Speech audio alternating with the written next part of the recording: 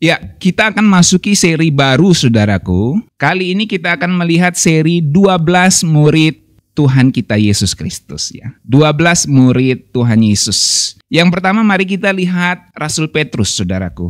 Pelajaran dari Petrus dari ketakutan menjadi batu karang iman. Saudaraku, Simon Petrus bisa disebut juga Simon bin Yunus. Nama aslinya itu saudaraku. Simon bin Yunus. Dia seorang nelayan sederhana dari Betsaida. Kita bisa baca di Yohanes 1 ayat 44. Yang kemudian tinggal di Kapernaum bersama dengan Andreas, saudaranya, dan rekan-rekannya Yakobus serta Yohanes. Di Lukas 5 ayat 10 saudara bisa baca. Kepribadian Petrus bisa kita sebutkan sebagai seorang yang punya kepribadian spontan, emosional, namun dia sangat setia saudaraku. Status sosialnya dia merupakan seorang pekerja bawah saudaraku ya. Kelas pendidikannya tanpa pendidikan yang formal ya. Dia nggak sekolah seperti formal seperti yang lainnya. Dan itu kita bisa baca di Kisah Para Rasul 4 ayat 13. Ya. Nama Petrus ya atau Petros itu berarti batu karang. Nama yang diberikan oleh gurunya Tuhan Yesus sebagai tanda panggilannya menjadi fondasi gereja ya. Matius 16 ayat 18 ya. Makanya dasar gereja itu Yesus Kristus. Tapi fondasi awal gereja itu diletakkan oleh Petrus dalam pengertian dia yang berkhotbah waktu Pentakosta itu saudaraku ya. Dia khotbah pertama ya, misionaris menginjil pertama dalam peristiwa Pentakosta. Di atas batu karang ini aku akan mendirikan gerejaku ya, dan alam maut tidak akan menguasainya. Saudaraku, Petrus dipanggil saat dia sedang menebarkan jala ya, lebih tepatnya Simon karena dia belum dipanggil Petrus saat itu. Simon dipanggil saat sedang menebarkan jala di Danau Galilea. Kita bisa baca di Matius 4 ayat 18-20. Meskipun awalnya dia merasa nggak layak saudaraku, dia berkata kepada Tuhan Yesus saat itu, Tuhan pergilah dariku sebab aku ini orang berdosa. Lukas 5 ayat 8 saudara bisa baca. Ia segera meninggalkan segalanya akhirnya dan shortcutnya kemudian dia mengikut Yesus saudaraku. Nah saudaraku, dalam pelayanannya sebelum kebangkitan Tuhan Yesus, Petrus ini adalah seorang pemimpin yang natural, pemimpin yang alami ya. Maksudnya memang dia bertindak sebagai pemimpin di dalam kelompok murid. Dan selalu namanya itu disebutkan yang pertama dalam deretan murid ya. Simon Petrus, Andreas, Yakobus, dan selanjutnya. Saudara bisa baca di Matius 10 ayat 2. Dan Petrus juga ini, dia berani jalan di atas air waktu Tuhan Yesus minta dia keluar dari perahu. Matius 14 ayat 22 sampai 33. Namun kita tahu ceritanya dia sempat ragu dan akhirnya dia mulai tenggelam saat mengalihkan pandangan dari Yesus dan dia melihat sekeliling, dia tidak melihat Tuhan Yesus lagi, akhirnya dia mulai tenggelam saudaraku ya. Saudara bisa tahu ceritanya dan pernah lihat gambar-gambarnya bagaimana dia mulai tenggelam di danau yang dalam sebenarnya ya. Tapi kemudian Tuhan Yesus menariknya dan mengangkatnya. Nah, salah satu momen penting dari Petrus di dalam pelayanan sejarahnya, kalau kita ringkas, yang pertama dia mengakui Yesus sebagai Mesias, anak Allah. Matius 16 ayat 16. Tetapi menariknya saudaraku, orang yang sama yang mengakui Yesus itu Mesias anak Allah, akhirnya menyangkal Yesus 3 kali. Di dalam ketakutan yang begitu luar biasa saat itu. Ya, kita bisa memahami psikologi Petrus yang begitu ketakutan saat itu saudaraku. Ya kalau kita membayangkannya saja dengan situasi kita saat ini mungkin ya biasa aja gitu ya.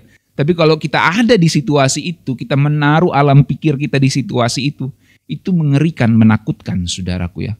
Melihat gurunya dibantai begitu saudaraku ya, disiksa. Kemudian orang tanya, kamu muridnya gitu ya. Aku lihat kamu bersama-sama dengan dia. Itu ketakutan dan akhirnya orang yang mengatakan dan mengakui gurunya itu sebagai Mesias anak Allah di Matius 16 ayat 16 adalah orang yang sama kemudian yang menyangkal Yesus 3 kali di dalam ketakutan di Matius 26 ayat 69 sampai 75. Dan sebenarnya Tuhan Yesus sudah tahu kelemahan dari muridnya ini saudaraku.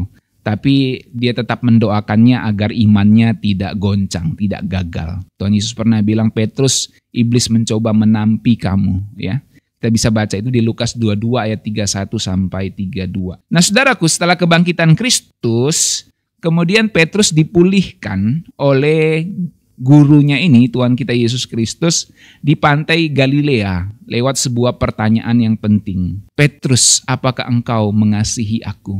Simon, apakah engkau mengasihi aku? Itu ditanyakan Tuhan Yesus sampai 3 kali, saudaraku. Lalu keluarlah, gembalakanlah domba-dombaku. Yohanes 21 ayat 15 sampai 17. Nah, setelah pencurahan Roh Kudus, seperti saya katakan tadi, Petrus ini berubah dari penakut menjadi pemberani, saudaraku.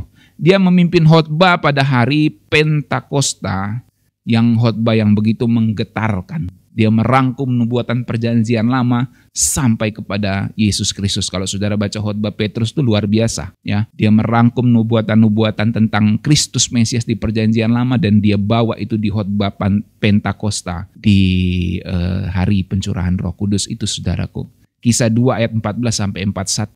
Dan semua gereja sepakat, dan memang itu ajaran firman Tuhan, bahwa Petrus menjadi batu karang gereja mula-mula. Dia menjadi pelopor penyebaran Injil. Di atas batu karang ini aku akan mendirikan gerejaku dan alam maut tidak menguasainya. Saudara lihat, pemberitaan Injil sampai sekarang gak bisa dihentikan.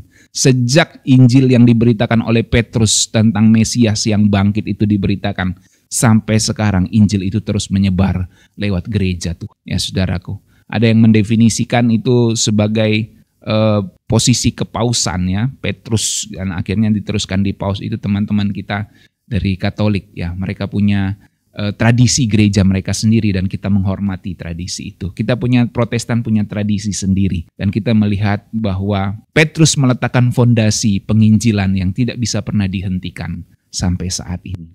Nah, saudaraku, dan Rasul Petrus ini berkhotbah dan melayani di Yerusalem. Setelah peristiwa Pentakosta, dia terus berkhotbah melayani di Yerusalem, di Samaria, di Antioquia, bahkan sampai di Roma. Dia melakukan mujizat dan menyembuhkan orang lumpuh, Kisah 3 ayat 6, serta membangkitkan orang mati, Kisah 9 ayat 40.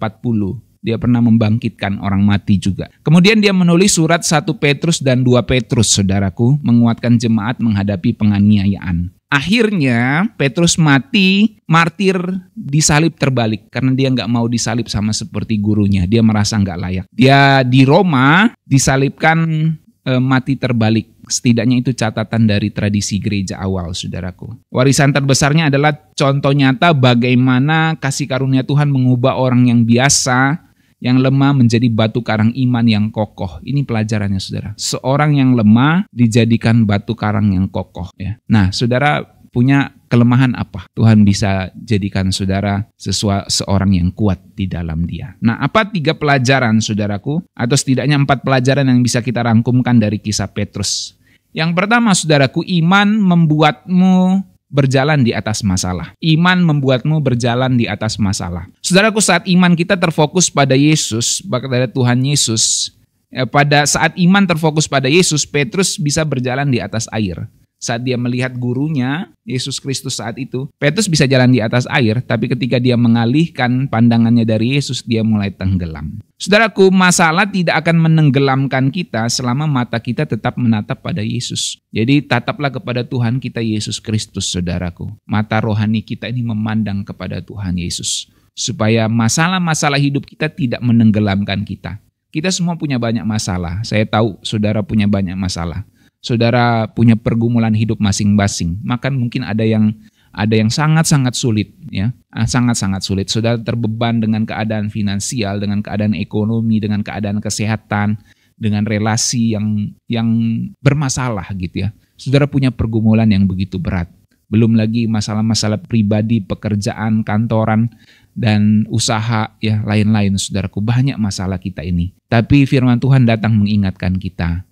Jangan sampai masalah menenggelamkan kita, dan caranya adalah pandang kepada Tuhan kita, Yesus Kristus. Maka iman kita tidak akan membuat kita tenggelam di dalam masalah kita. Yang kedua, saudaraku, Tuhan memakai yang tidak layak untuk pekerjaan yang besar. Saudaraku, Petrus merasa berdosa saat pertama Tuhan Yesus memanggil dia. Di Lukas 5 ayat 8 sudah bisa baca. Petrus merasa berdosa. Tapi Tuhan memilih dan memakainya. Tuhan tidak memanggil orang yang sudah siap, saudaraku. Tuhan justru mempersiapkan yang dipanggilnya. Saudaraku, Tuhan tidak memanggil yang sudah memenuhi syarat, tapi Dia justru menjadikan mereka yang terpanggil menjadi berkualitas.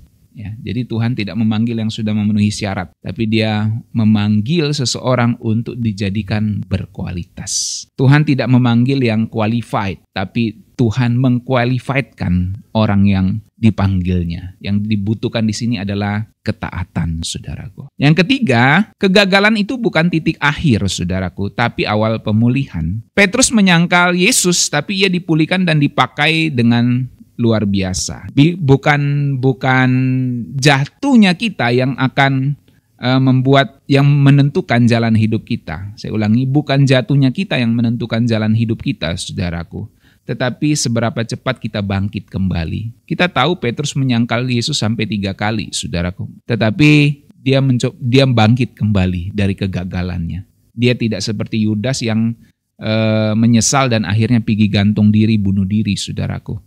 Tetapi Petrus walaupun dia jatuh, dia berusaha bangkit kembali. Ya, jadi bukan jatuh kita yang menentukan, tetapi seberapa cepat kita bangkit kembali itu yang menentukan. Saudaraku, Tuhan tidak menghitung jatuh kita, tapi Tuhan memperhitungkan kemauan kita untuk bangkit kembali. Yang terakhir, saudaraku, iman sejati itu adalah iman yang berani melangkah sampai akhir. Kita harus punya iman yang berani melangkah ke tujuan kita sampai akhir. Saudaraku, Rasul Petrus yang dulunya takut dia sampai menyangkal gurunya 3 kali, tapi sekarang dia rela mati menjadi martir bagi Kristus. Dia mati di Roma, disalib terbalik atas permintaannya sendiri. Saudaraku, iman sejati bukan iman yang hanya berani hidup untuk Tuhan Yesus, tapi juga iman yang berani mati untuk Tuhan Yesus. Rela mati untuknya, rela mempersembahkan segalanya untuk Tuhan. Apapun resiko konsekuensinya, berani dijalani dengan iman bersama dengan Tuhan. Saudaraku, inilah kisah dari murid Tuhan Yesus. Pertanyaannya adalah apakah iman kita saat ini sudah mengatasi masalah kita? Atau justru masalah menenggelamkan iman kita sehingga kita tidak lagi memandang pada Yesus? Refleksikan ini, saudaraku. Apakah masalah kita sudah membuat kita tidak memandang Yesus lagi? Atau justru di dalam masalah kita mencoba untuk memandang kepada Tuhan Yesus, membangkitkan iman kita oleh pertolongan Roh Kudus, supaya kita bisa bangkit atas setiap masalah-masalah kita. Apakah saudara merasa tidak layak saat ini? Tuhan mau pakai saudara untuk pekerjaan-pekerjaan besar Tuhan di dalam hidup saudara. Apakah saudara merasa pernah jatuh berkali-kali, sekalipun ku jatuh berulang kali, namun oleh kasih Tuhan, Dia membangkitkan kita kembali. Petrus sudah menyangkal 3 kali, tapi Tuhan memulihkan, membangkitkan dia kembali, bahkan dipakai untuk menjadi seorang pengkhotbah besar. Di atas batu karang ini, aku akan mendirikan gerejaku. Apa kejatuhan saudara saat ini? Tuhan masih bisa bangkitkan saudara, asal saudara mau kembali datang kepada Tuhan. Dan yang terakhir, bagaimana dengan iman kita? Apakah kita siap mempersembahkan segalanya kepada Tuhan? Apakah kita sudah memberikan yang terbaik bagi Tuhan? Karena iman kita akan ditunjukkan dengan menyerahkan segala sesuatu untuk Tuhan. Bahkan nyawaku kuberikan untuk Tuhan. Mari kita berdoa.